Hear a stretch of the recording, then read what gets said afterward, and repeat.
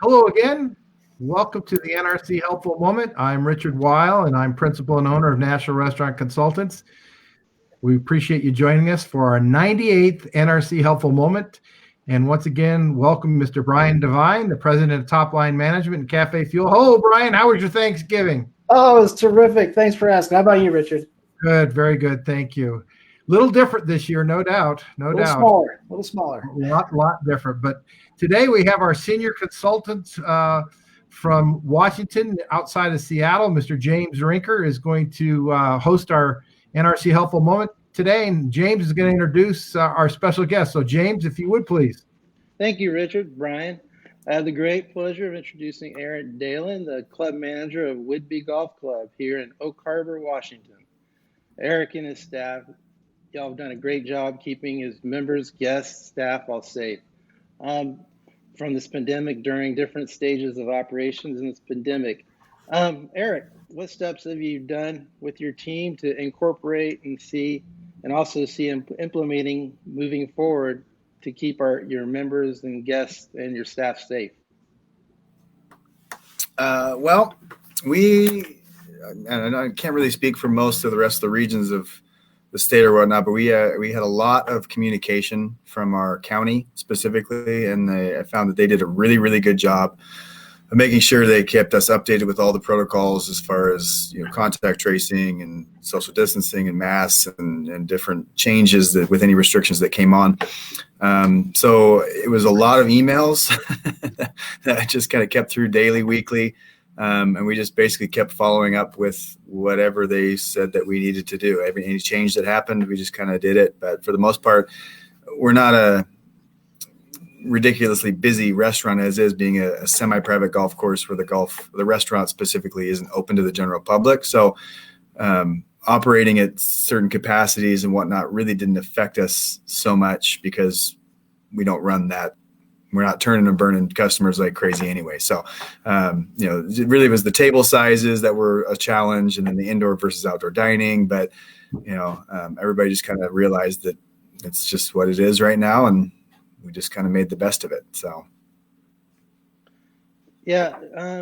You also did some things on the course that were pretty interesting at keeping it non-contact.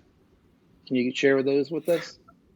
Yeah, for sure. Same kind of thing. Communication, came out pretty early with golf specifically because it was a real big point of contention, especially when the state shut down. Everybody was like, why can't we golf?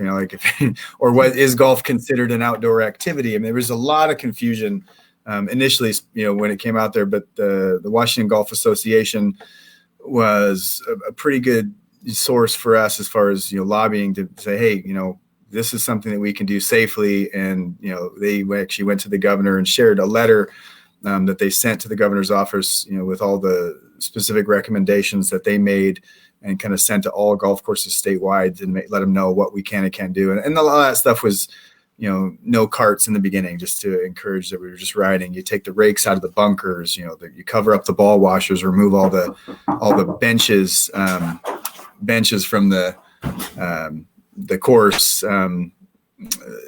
the flag, don't touch the flag sticks. We experimented with different things to put in the bottom of the flags, as far as like little foam things, and then raise the cups or turn them upside down. And I've seen lots of different ways that people have done it, but we found a couple ways that worked, and you just kind of get used to it. And, for the most part, and then as those slowly started to loosen, in some regard, we kind of like, okay, now people from the same household can run in the golf cart together or whatnot. So just adapt and change based on how these restrictions are going and the cases and all that kind of stuff statewide. But again, we're in a smaller county up north.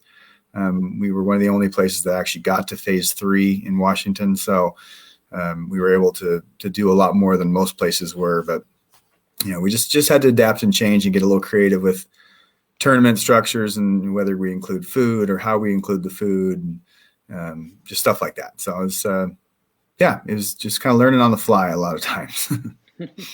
Yeah, I remember that you also even during some of the tournaments, you brought the bar outside. You had the grill out there, cooking burgers and things, all very creative. And you did an awesome job. And all the times I went out there, I could see that, you were definitely following policies and procedures to the T, and that was, very commendable for you.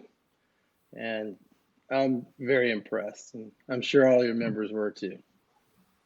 Yeah, you gotta be able to at least service them as we can. Yeah, it's hard to justify doing any kind of indoor something, to go menus and stuff. We had to get a little creative with what we're offering because, again, of our situation where we can't just make stuff for everybody because of our certain liquor licenses and whatnot. So we had to kind of scale things back a little bit and just offer what we could to kind of maximize what our members would appreciate. Awesome. Excellent. Back to you, Richard. Well, it looks like we lost Richard. His stream failed. That's okay. Oh, it looks like here he is. Let's see if we can get him in. I'll wait till his image shows up. But Eric, thank you so much for all that great information. And here we go. Let's put him back in there. Yay, there he is. Sorry about that. I don't know what happened, but yeah, Eric, thank you so much. I could hear most of it. I just couldn't get on the screen. So, Brian, are you able to pivot over? Or have we already done that? Yeah, I was just about to, and I want to make sure that what people were hearing from Eric is that communication. He's talking about communicating a lot, and so please take heed. That is vital, not only within your restaurants and within your golf courses, but to your customers. So please make sure that you are being as transparent as possible, that you're communicating everything that you can. And if you're thinking, well, I don't know if that's going to be something we want to talk about, you probably should. Okay, because we're just in a very different world today. So talk about everything, be transparent. And then the last thing I want to cover is just make it as easy as possible for your customers to buy from you. And the reason I say that is because here in Colorado, things are getting tighter and tighter. And I know that's happening in different areas in the country. And I'm still seeing people with their PDF menus on their websites, or that you scan it in your phone to see this PDF that you have to pinch and squeeze and move. Don't make it so hard to purchase. Make it as easy as you can. And there are tools out there that will make it easy. We actually have a free one, and it is not free with a catch. It is free, and it works. It is way better than having a PDF. So it's designed to make it easy for people to purchase. So that's what I want to cover. Just please communicate and make it easy for us to buy from you. All right, that's all I wanted to cover today. Richard, any questions? No, and I apologize for that little bit of a cyber or hyper or whatever word you want to use of a burp there. But Eric, we can't thank you enough for being here. James Rinker, our senior consultant from the Washington State area. Thank you both for your time and expertise. We wish you all good health and safety. And that's it for today. Bye for now, everyone. Bye, everybody. Thank you. Bye. Thank you.